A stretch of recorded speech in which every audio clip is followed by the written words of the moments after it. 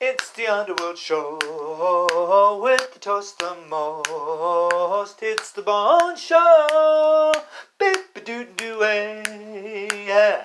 Thank you, this is Bones here on our 7th day of mortality. It's our 6th show and we're happy to be here. This is James, his co-host. Very glad to be here on this lovely day. Yes, absolutely. Now yesterday we had a little bit of a hiccup with the microphone, so we're going to be doing a show again while we interview Eli the Tree. Yes, we have Eli the Tree that we're going to be interviewing. We have a few questions for him as he's the most important tree to the Griffith family. Yeah, we live here with Nate Griffith. He is our medium, our channeler of information, a spirit channeler, a spirit medium, and he guides us with his voice. You see, I, Bones, came on this show, just to tell you a little bit about. Nate was working with the underworld, wondering how that went, wondering how things in life were going along, and I said, kid, I've got a deal for you. Let me do my show with you. Offer it to you for just a cheap price. Not too much, and I did. And when I offered him the deal, he said, sold. And that was it. Nate was on the show, and that's why Nate's here. Thank you, gentlemen. Thank you so much. Yeah, I appreciate you letting me be here. Absolutely. This is James, and this is James. I kind of did a little mix-up here. This is James, and I'm Bones. Yeah, that happens from time to time. But anyway, folks, we're going to let you know that as we interview Eli the Tree, we're here at the Griffith House, doing our fantastic show for people that want to believe in the underworld. But today, we're going to talk about Eli. Eli, are you there? I'm here. Absolutely, I'm here. Great, we're glad to have you here. Yes, absolutely. Now, life is interesting, gentlemen, but thank you for having me on the show today. I'm Eli the Tree in the backyard. Yes, this is James. Do tell us more about your life. Well, I lived here for over 10 years. I've been growing, but I did have an accident in the backyard when the wind blew so strong that it split my trunk, and they saved me by putting 2 bolts in the upper parts of my limbs so I could live longer. Ah, it's Bones. It made you a Frankenstein, huh? Well, kind of a Frankenstein. More like a Trienstein. A Trienstein. Never heard that one. Very good. Yeah. So I'm different, but I'm bolted. And I do have metal, and so I'm part metal now. Part machine, and I like it. I bet you do. I bet you do. This is Bones. So tell me more about yourself, Eli. Well, I'm a spirit tree. I work for Mother Earth. You work for Mother Earth? Really? Absolutely I do. This is James. What type of work do you do for her? Well, I do all sorts of work for her. I help balance a lot of her karma, and she has a lot to balance. And there's a lot of things that have been out of balance, but the most important thing that we trees like to do is respect for Mother Earth. You see, respect for Mother Earth is where it all comes from. If you don't respect Mother Earth, you can't get by in life. If she dies, we all die. Oh, wow, that's bomb. That's true. Good way to put it, Eli. Yes. If she dies, we all die. This is Eli. Well, I want to let everyone know that I love them very much, and I'm particular on that love because I care a lot about people.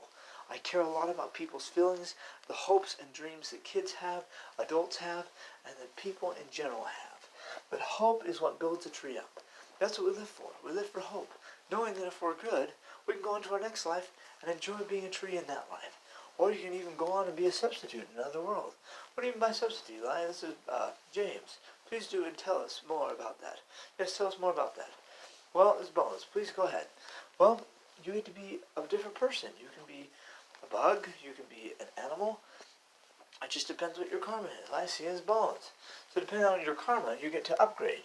It's kind of an upgrade. It depends who you are. I like being a tree. I like being a soldier of truth.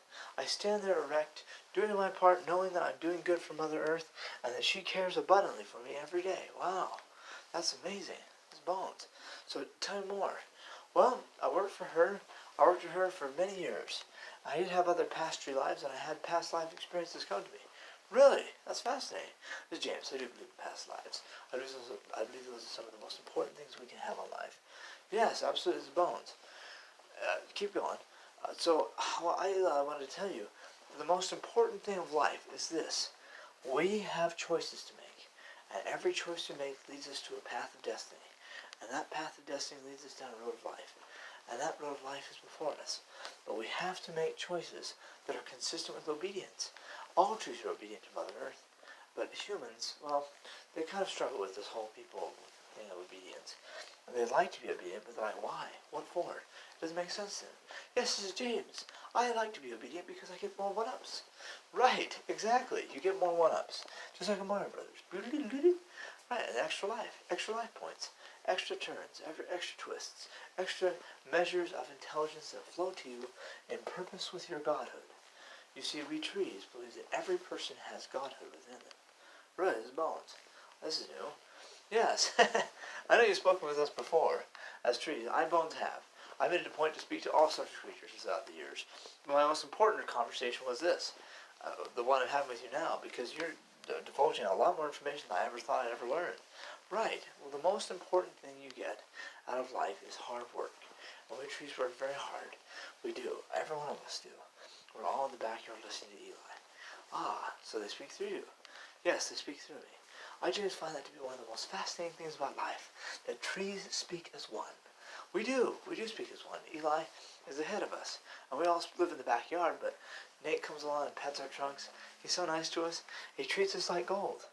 Right, and that's important in life, isn't it? His bones. It is important. I think that's one of the most important things, is to have friendship. Nate is our friend, and that's why we do these shows, and that's why we're so glad that you let Eli speak. Yes, and I'm Eli. The trees in the backyard are sad to see me go. They all know it. They all know my time's coming. Oh, those bones. I'm so sorry to have to come in the mortality of the time that you're leaving. Well, Nate will make a staff out of me and maybe more. We'll just have to see what he can get himself into, you know? Right. That's okay.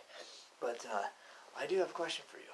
What is the most important lesson you think you can teach mankind? I, Bones, have always wanted to know that from a tree. Well, the most important lesson that we trees try to teach is respect for Mother Earth. You see, she speaks. She really does. And when she speaks so clearly to us that we write it in our bark. And we have records of our thoughts are on our bark. Really? That's fascinating. I didn't know that. Yeah, we record lots of things. In fact, one day we hope when mankind can figure out, he'll be able to read our bark and read our stories. We have a lot of bark and bite, of course, as you know. Yes. That's great. Yes. But we have stories, and we go on and tell tales of wit, journey, wisdom, experience, hope, courage, love, endurance, happiness, and even sadness. There are some tales that are sad. But tonight I'd like to tell you a tale, if I may, about the two-hearted tree. Oh, please, Eli. Yes, this is Bones. This is James. Please continue. Well, the two-hearted tree is about back in the day when hearts used to be given out to mankind by the trees. You see, trees used to carry hearts inside of them. And the gods figured that they could give hearts to mankind if mankind would just be obedient. And they thought this would be the test. We will allow the trees to give their hearts to mankind. Most of mankind ended up using the heart wrong. And we were frustrated when trees became bitter. But two lovers came along. And all trees know this story. The two lovers with two hearts. Or the tree of two hearts. And that's our story tonight. You see, that story is beautiful. Because I know it by heart. That story is of two lovers that got two hearts out of one tree. And they loved each other in the forest of Moons for a long time. And then it came time for them to move on. And when they died and went to the next world, what should grow in their backyard but a two-limbed tree growing together, symbolizing the two hearts. Ah, that's Bones. That's touching. That really is touching.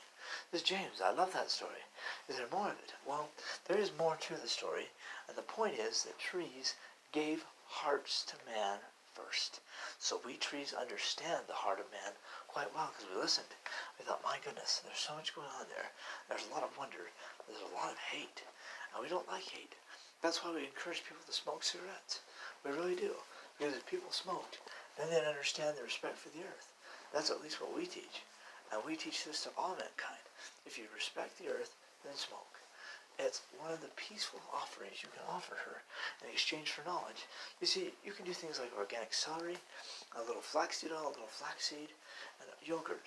But organic celery helps get rid of the toxins that are in the tobacco and keeps the body fresh and young. I see. That is cool. It's Bones. What a neat thought. Yes, James, I like that. Very enlightening. Yeah, so organic celery, if you eat 2 or 3 stalks after each smoke, it keeps you young. Keeps your joints young, keeps everything young because of the organic sodium in it. Wow, that's fascinating. You know a lot about organic celery. Well, I speak to the celery often. You speak to it. Everything has intelligence, doesn't it? That is true. That is really true. It really does. But we trees do this sort of thing. But you can have a little flaxseed and flax oil with yogurt and have that 3 times a day while having your socks of celery and you'll be healed. So we encourage people to smoke for peace. And this is Eli. Thanks so much for the interview. Yes, Bones. Absolutely. I know we're out of time. Thanks for watching our time. Oh, excuse me. It's James. I don't know what's come over me. It must be bedtime. That's alright. This is Bones. That happens occasionally. We do a yawn. But thanks so much for our show. Thanks, Eli, for being on our show. Absolutely. Appreciate the interview. If you ever want to interview me again, feel free to. Alright, well, hit it. It's the Underworld Show. It's the Toast the Most. It's the Bone Show. Beep, ba doo doo, yeah.